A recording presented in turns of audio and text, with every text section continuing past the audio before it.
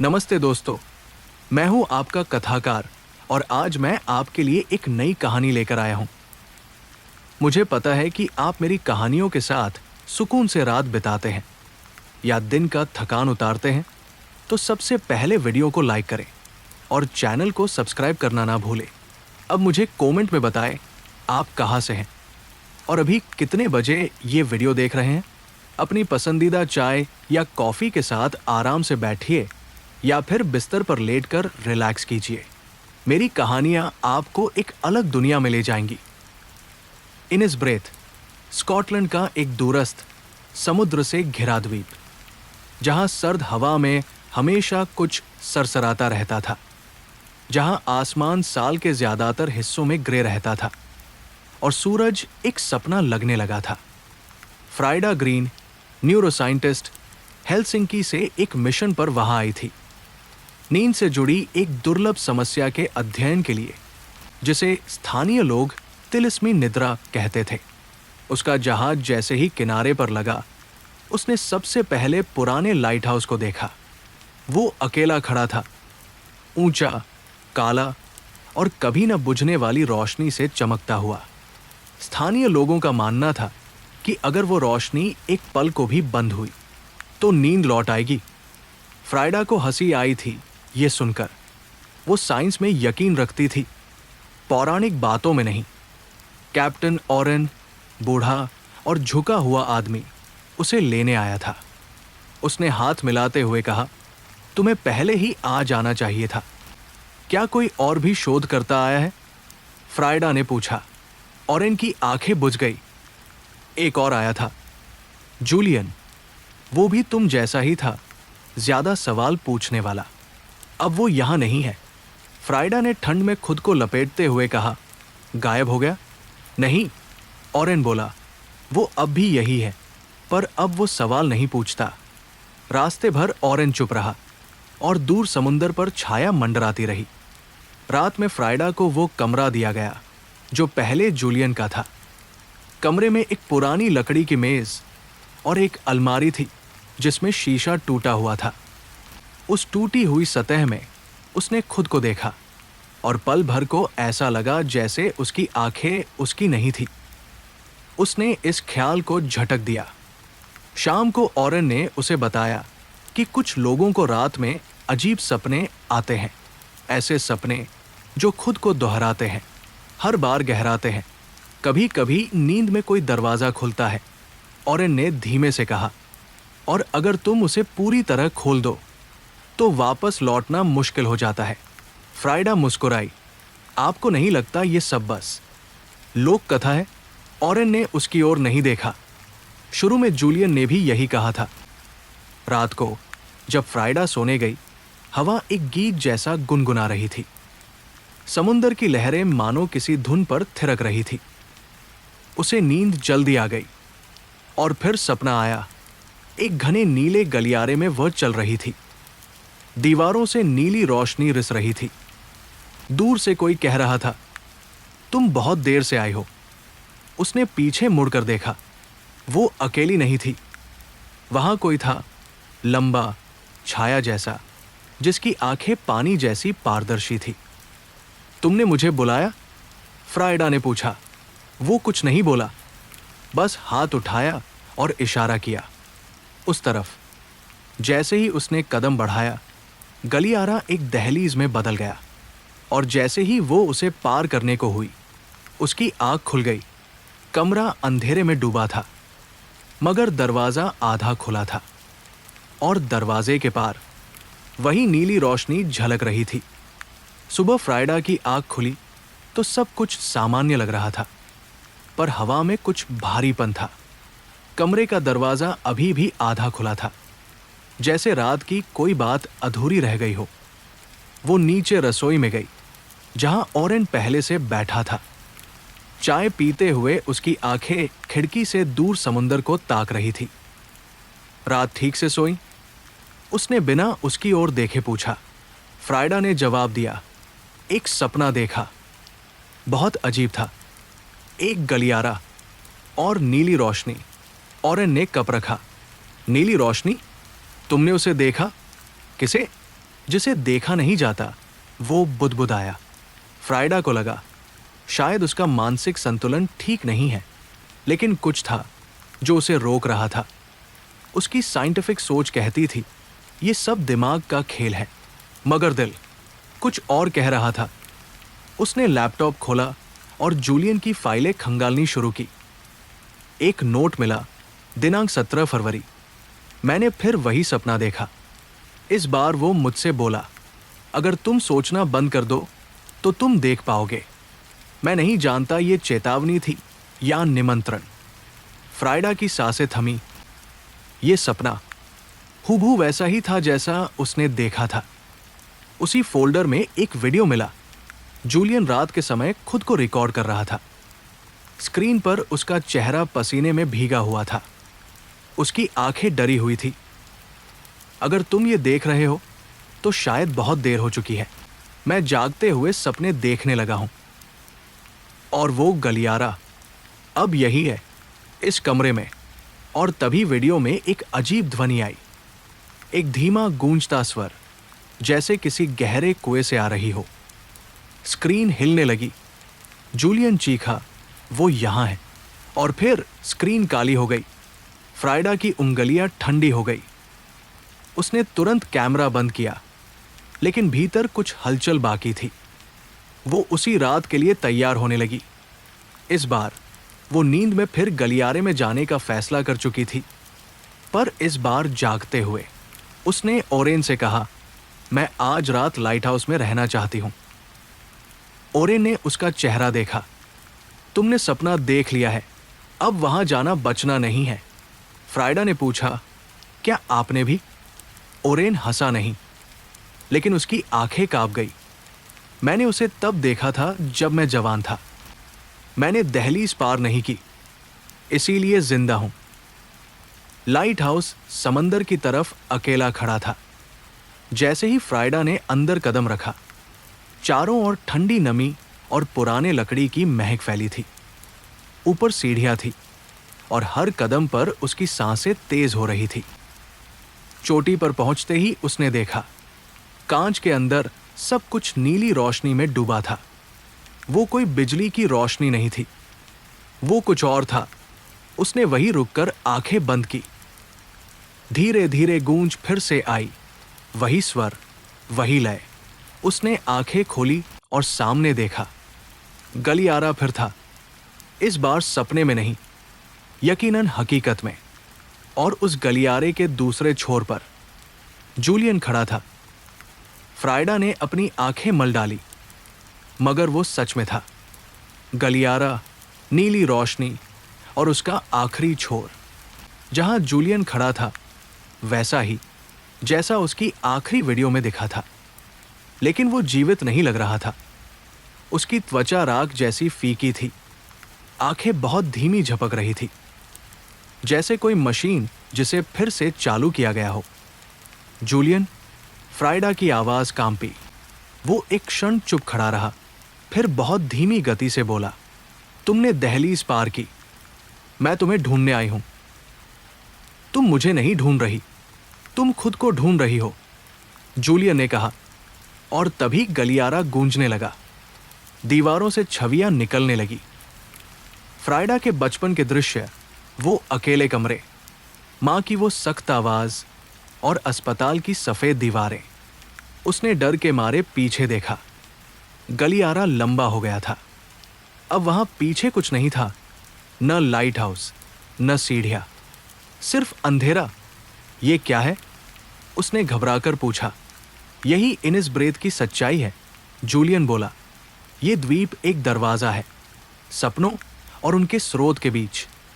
यहां तुम्हें तुम्हारे डर, तुम्हारे सवाल और कभी कभी तुम खुद से ही मिलना होता है। फ्राइडा ने गलियारे की दीवार को छूने की कोशिश की, मगर हाथ जैसे धुने से होकर गुजर गया। तो मैं यहां से वापस जा सकती हूं? उसने पूछा। जूलियन की आंखें झुकी।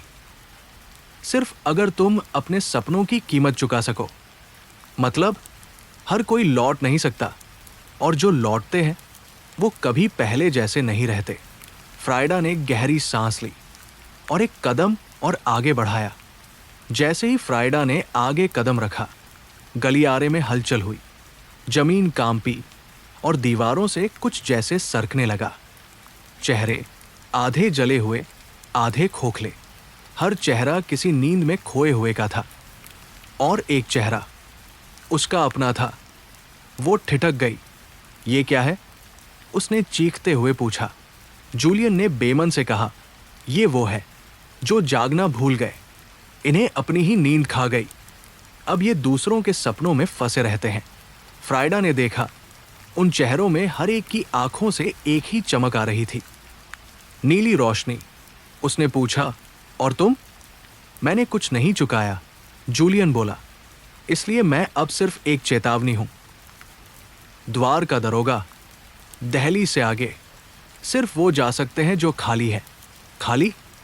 फ्राइडा ने दोहराया, जिनमें कुछ बाकी नहीं, न भय, न उम्मीद, न सवाल, जिन्होंने खुद को त्याग दिया है। फ्राइडा के भीतर हजारों सवाल उठ रहे थे।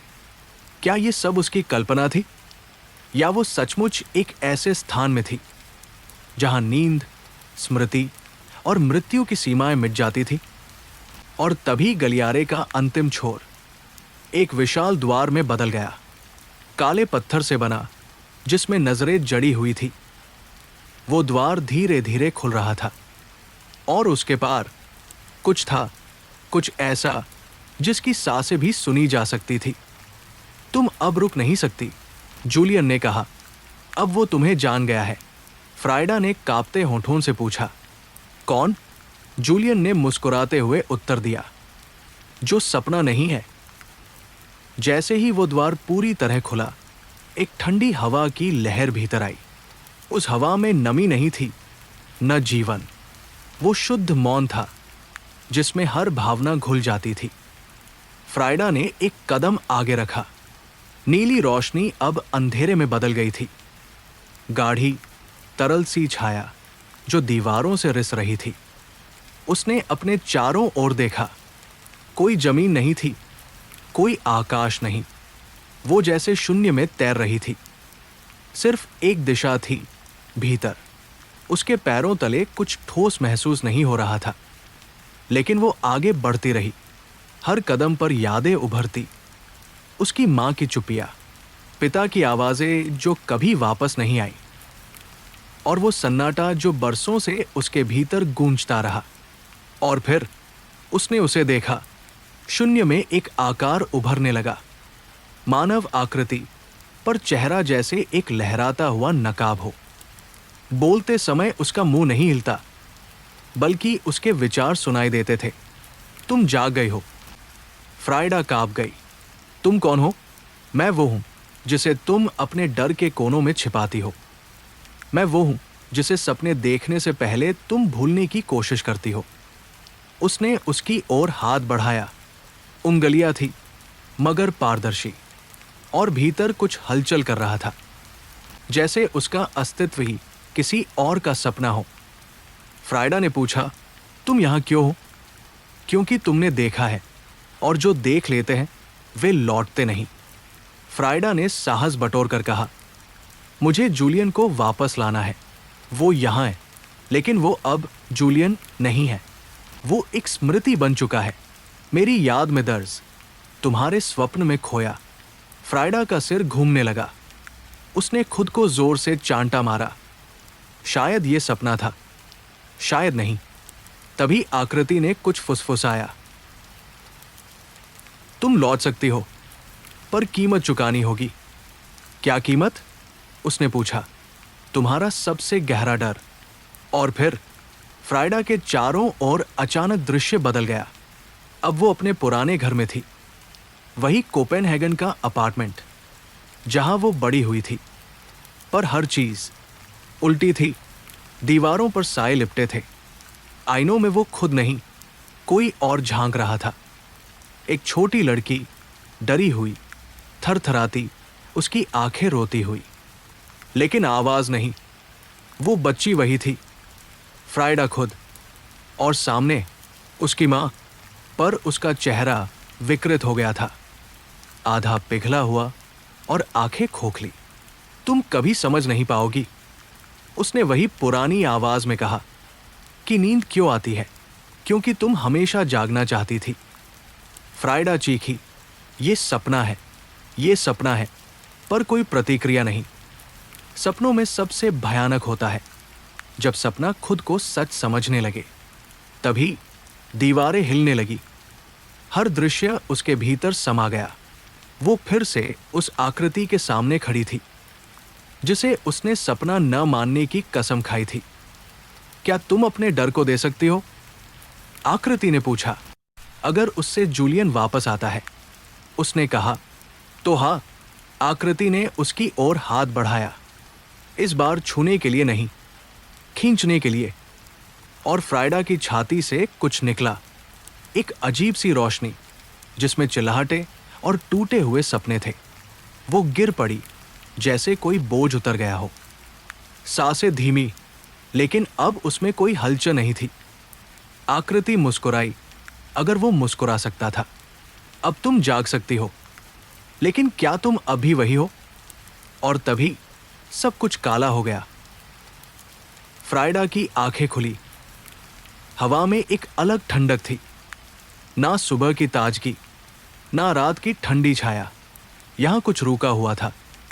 वो जमीन पर थी, घास के बीच, लेकिन घास काली थी। आसमान, कोई रंग नहीं। उसने खुद को छुआ, वो जिंदा थी, कम से कम शरीर में। जूलियन, उसने पुकारा। आवाज गूंज के वापस आई, लेकिन उसमें उसका नाम नहीं था। तभी पेड़ की छाया से कुछ निकला, एक लड़का, गंदे कपड़ों में, चेहरे पर पुरानी लकीरें, जैसे वक्त उस पर से बह चुका हो। फ्राइडा, उसने धीमे कहा। जूलियन। वो दौड़ी, मगर पास पहुंचते ही रुक गई। उसकी आंखों में चमक नहीं थी। चेहरा वही था, पर भाव शून्य। क्या तुम सच में हो? उसने धीरे से पूछा। मैं हूं, उसने जवाब दिया, मगर मैं अब वैसा नहीं रहा। क्या मतलब? जूलियन ने उसका हाथ पकड़ा। जो कुछ मैंने वहां देखा वो मेरे अंदर रह गया है। अब मैं बस एक खाली खोल हूं। मगर तुम अब भी असली हो। फ्राइडा कांप गई। हमें यहां से जाना होगा, हमें लौटना होगा। जूलियन ने नीचे देखा। लौटना आसान नहीं, क्योंकि जब तुम एक बार उस ओर चले जाते हो, वो तुम्हें वैसे नहीं लौटने देता।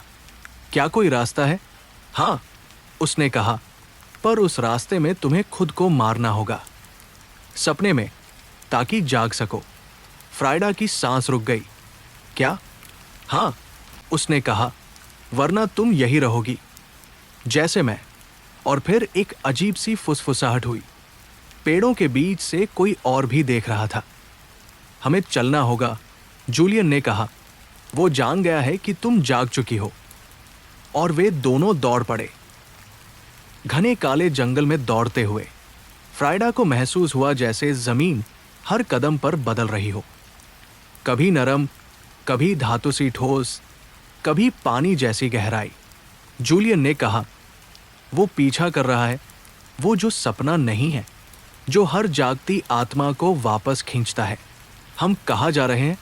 उस दरार तक, उसने कहा, जहां सपनों और वास्तविकता के बीच की दीवार सबसे पतली है, जहां हम कूद सकते हैं, और अगर हम गिर गए तो हम वही रहेंगे जहां मैं अब तक था, उसके साथ, हमेशा के लिए।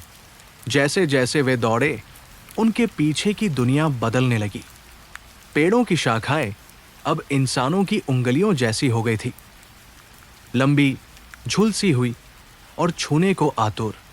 फ्राइडा ने अपने पीछे देखा। वो आ रहा था, वही आकृति, पर अब और विकराल। उसका चेहरा साफ दिख रहा था, या कहें, चेहरे की जगह कुछ नहीं था, सिर्फ एक खाली दायरा, जिसमें से हर बार देखने पर कुछ अलग झलकता। कभी उसकी माँ, कभी वो खुद, कभी कोई जिसे उसने कभी देखा ही नहीं। जूलियन ने रुकते हुए इशारा किया। यहां, यही दरार है। वो एक फटी हुई जगह थी, जमीन में नहीं, हवा में, जैसे कोई स्क्रीन फटी हो, और पीछे कुछ और हो। फ्राइडा झिझकी। हमें इसमें कूदना होगा? उसने पूछा। जूलियन ने सिर हिलाया। अब और कोई रास्ता नहीं। फ्राइडा ने उसकी आंखों में देखा। वो बदल चुका था, पर उसकी आत्मा में कहीं न कहीं वही पुराना जूलियन था। उसने उसका हाथ पकड़ा और साथ में कूद गई। और तभी एक चीख। वो आकृति उनकी ओर झपटी। काली लहर, गूंजती चीखें, टूटते सपनों का तूफान। और फिर कुछ नहीं। फ्राइडा की आंखें खुली, लेकिन ये उसका कमरा नहीं था। दीवारें थी, पर उन पर कोई दरवाजा नहीं। एक खिड़की थी, पर उसके बाहर सिर्फ धुंध। कमरे में एक मेज थी, और उस पर वही किताब जो उसने सपने में देखी थी। उसने किताब खोली। हर पन्ने पर उसका चेहरा था। हर तस्वीर में वो कोई और थी। कभी बूढ़ी औरत, कभी बच्चा, कभी किसी और की जगह। आखिर में एक पन्ना खाली था। उस पर लिखा था, यहां वो होगा जो तुम असल में हो। पीछे से एक आवाज आई, तुम लौट आई हो, पर पूरी नहीं। वो जूलियन था, मगर अब उसकी आंखें काली थी। चेहरा वैसा नहीं रहा। क्या हम असली दुनिया में हैं? फ्राइडा ने पूछा। ये वो दुनिया है जहां नींद कभी नहीं टूटती। उसने जवाब दिया, यहां सब जागे हैं, पर कोई सच नहीं देखता। फ्राइडा कांप गई। तो मुझे क्या करना होगा? तुम्हें उसे खोजना होगा जिसने सब शुरू किया। वो यहां है, इस भूल भुलैया में। वो तुम्हें ढूंढ रहा है, ताकि तुम्हें वही रख सके जहां तुम कभी नहीं थी। क्यों? क्योंकि तुम उसे याद दिलाती हो, किसी ऐसे की जो उससे छिन गया था। फ्राइडा ने दरवाजा तलाशा। कमरे की एक दीवार धीरे धीरे पिघलने लगी। पीछे से वही आवाज गूंजी, फुसफुसाती, रेंगती, चिपकती हुई। तुम मेरी हो। फ्राइडा ने किताब उठाई और उस दीवार में दाखिल हो गई। दीवार के पार एक लंबा गलियारा था। कम रोशनी, और हर दीवार पर आईने लगे थे। फ्राइडा ने पहली बार में खुद को देखा, पर अगली बार उसने खुद को किसी और की तरह देखा। हर आईना एक नया रूप दिखा रहा था, और हर रूप में उसके पीछे एक परछाई थी। ये क्या है? उसने फुसफुसाया। आईनों में आवाज आई, ये वो है जो तुम बन सकती थी, और वो जो अब तुम्हारे पीछे है। वो आगे बढ़ी। हर कदम के साथ आईने बदलते गए। एक में उसने खुद को एक विशाल पुस्तकालय में देखा। हजारों किताबें, और हर किताब में उसका एक सपना बंद। दूसरे में एक जलता हुआ शहर, और वो उसमें अकेली खड़ी थी। आंखों से आंसू नहीं, राख बह रही थी। ये सब क्यों? उसने चीखा। एक आईना टूटा, और उसमें से वही आकृति निकली। अब उसका चेहरा था, फ्राइडा का ही चेहरा, मगर मरा हुआ, फीका और हंसता हुआ। तुम मेरी हो, उसने कहा। फ्राइडा ने किताब उस पर फेंकी।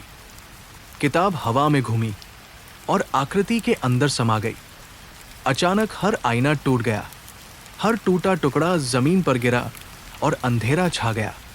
और तब एक दरवाजा खुला। सीढ़ियां नीचे जा रही थी, बहुत नीचे। यही रास्ता है। एक नई आवाज आई, जो न नर की थी, न नारी की। फ्राइडा ने एक गहरी सांस ली और नीचे उतरने लगी। हर सीढ़ी के साथ उसकी यादें पीछे छूटने लगी, जैसे वो भूलती जा रही हो कि वो कौन थी। पर एक नाम बार बार गूंजता रहा, फ्राइडा, फ्राइडा, जागो नहीं, खो जाओ। फ्राइडा सीढ़ियां उतरती गई। हर कदम के साथ अंधेरा और गहरा होता गया। ये अब कोई सपना नहीं लगता था।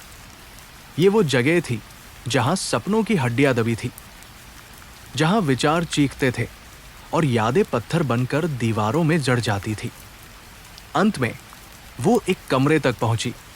एक विशाल गोल कमरा, काले संगमरमर की दीवारें, बीच में एक कुआं, पर उसमें पानी नहीं, सिर्फ धुआं था।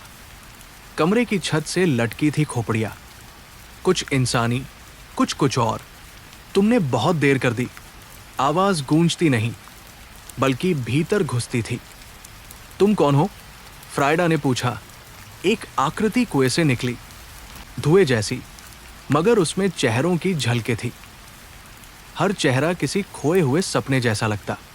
मैं वही हूं जो सबके सो जाने के बाद जागता है, जो हर विचार की दरार में रहता है, जो तुम्हारी यादों में खुद को दर्ज कर चुका है।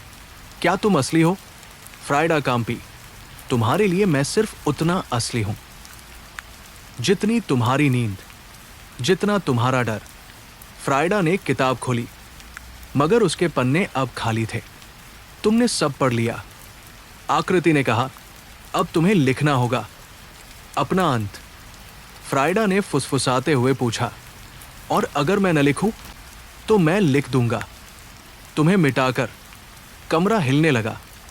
कुएं से निकली धुआं अब उसे घेरे हुए थी। उसने जोर से चिल्लाया, मुझे याद है मैं कौन हूं।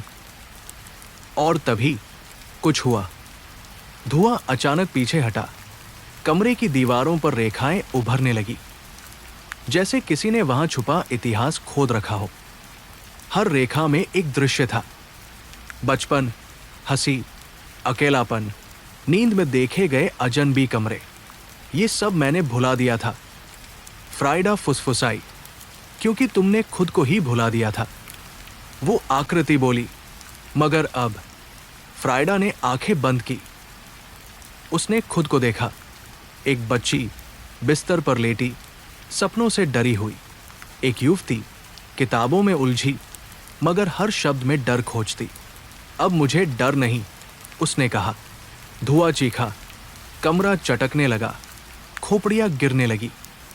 तुम मुझसे बच नहीं सकती। वो आकृति कांपने लगी। मैंने तुम्हें बनाया, उसने चीखा। तुम मेरे अंदर से निकले हो। फ्राइडा बोली, मगर अब मैं तुम्हें बाहर निकाल रही हूं। उसने अपनी उंगली काटी। एक बूंद खून किताब पर टपकी। अचानक किताब जल उठी। उसमें से रोशनी निकली, इतनी तीव्र कि कमरे की हर दीवार दरारों में बदल गई।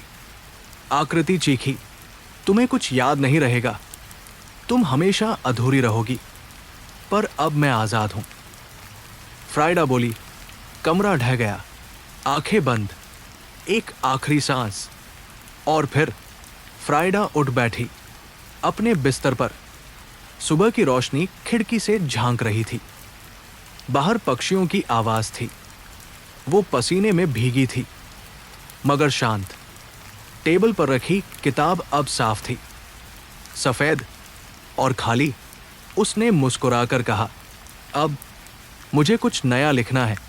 फ्राइडा दिन भर सोचती रही, क्या सब एक सपना था, या वो सचमुच उस अंधेरे में गई थी जहां से कोई लौटता नहीं। उसने किताब फिर से उठाई, अब भी सफेद खाली पन्ने। पर जब उसने उसे खोला, एक पंक्ति उभर आई, मैं अब भी यहां हूं। उसके हाथ कांप गए। नहीं, मैंने तुम्हें जला दिया था। कमरे की खिड़की अपने आप बंद हो गई। आईना धुंधला होने लगा, और फिर वही चेहरा, धुआं सा बना, आंखें गहरी और मुस्कुराहट वही पुरानी। तुम मुझे मिटा नहीं सकती, क्योंकि मैं तुम्हारी परछाई हूं। तुम्हारा खालीपन, तुम्हारी सबसे गहरी चुप्पी। फ्राइडा ने चीख कर किताब फेंकी, मगर किताब हवा में रुक गई। तुम मेरी नहीं हो, फ्राइडा बोली, मगर मैं तुम्हारे बिना नहीं हूं। आवाज आई, फिर कमरे की दीवारें पिघलने लगी, जैसे सारी हकीकत किसी रंग में घुल रही हो। फ्राइडा जमीन पर गिर पड़ी। एक हाथ उसकी तरफ बढ़ा, लंबा, पतला, परछाई जैसा। मुझे स्वीकार करो, या फिर मैं हर रात लौटता रहूंगा, हर सपने में, हर नींद में। फ्राइडा उठ खड़ी हुई। ठीक है, उसने धीरे से कहा, आओ, एक बार के लिए मैं तुम्हें पूरा देखना चाहती हूं।